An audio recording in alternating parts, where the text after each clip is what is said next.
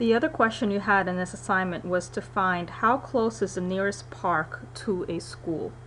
So if for each school, for each point that represents a school, if we can add to that point's attribute table, to that record, that row in the attribute table, information about what is the name of the closest park and the distance of the closest park, then we will satisfy this question.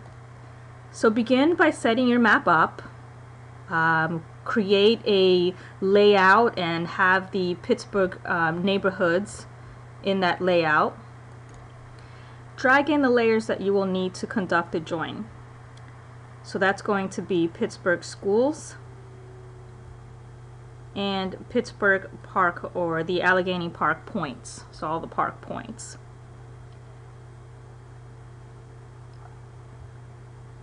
Change the symbology to something that makes sense to you.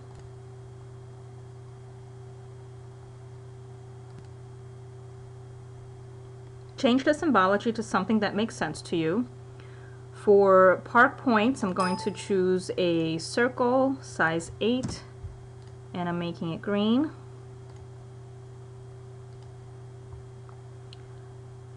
For schools, I'm choosing a square, and I'll make that blue.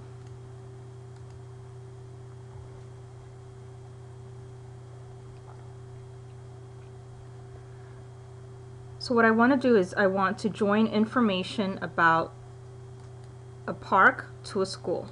So since I know I'm going to end up with another schools layer, I'm going to right click that schools layer, select join. It's going to be a spatial join, and that spatial join is to parks.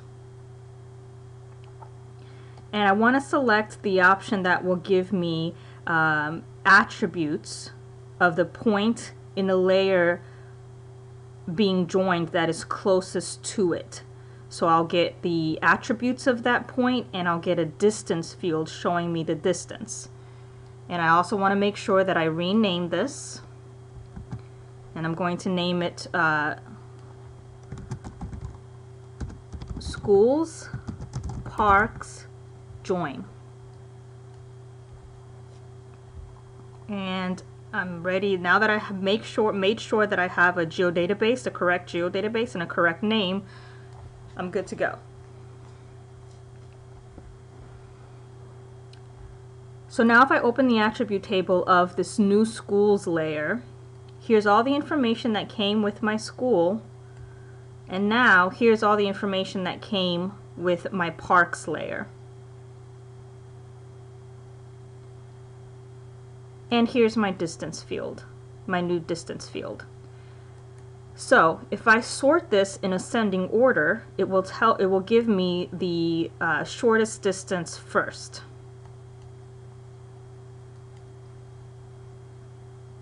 So this particular park has 74, or this particular school has its shortest distance to a park, and that's 75 feet.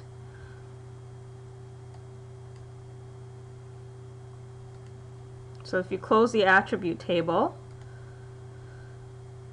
and there it is. So this is a school that has a park that is only 75 feet in distance. So to finish this off, maybe what we want to do is create a layer that represents just that one school. Because I already have a layer with all the schools, I just want to highlight which school has the closest park. So since I have one record in this new layer selected, that's this school here with the shortest distance to a park, right click that layer, choose selection, and create layer from selection.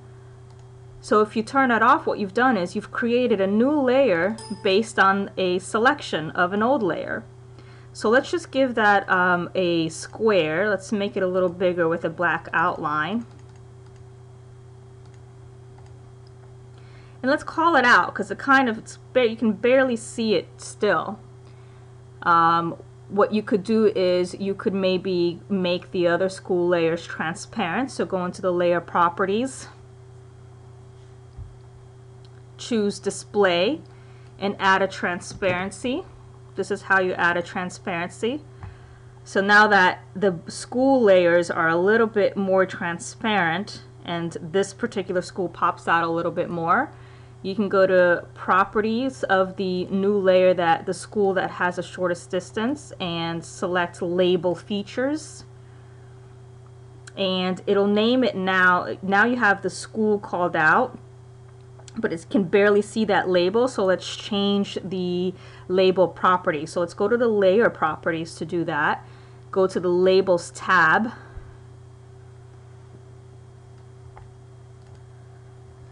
And in the labels tab, you can choose which of the columns in the attribute table to use as the name.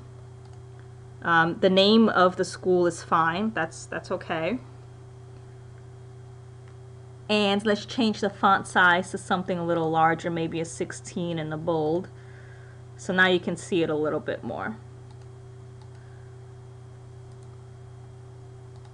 And to finish answering this question, let's insert a text box that answers the entire question. So go to Insert, Text, and it's hard to tell, but right in the middle of your map it inserted a little text box. So double click that text box to manipulate the text and the size. The nearest park to a school is Overbrook Park and